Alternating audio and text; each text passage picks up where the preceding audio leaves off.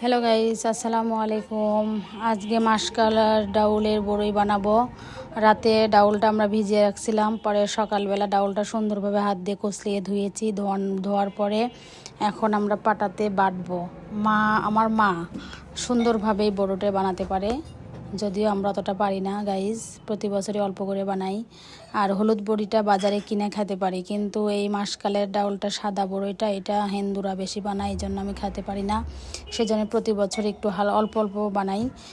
যাই হোক, আমার আম্মু সুন্দরভাবে পাটাতে বাটছে, বাটার পরে হাত দিয়ে সুন্দরভাবে ফেটাইছে। ওখানে কালিজিরা দিয়েছি, তারপরে কুমড়া আছে না, পাকা কুমড়ার রস দিতে হয়, টক টক হয়, ভালো লাগে। দেখুন আমার মাসকালের ডাউল শেপ হয়ে যাচ্ছে সুন্দর করে। আমার মা হাত দিয়ে শেপ করে বানায় দিচ্ছে।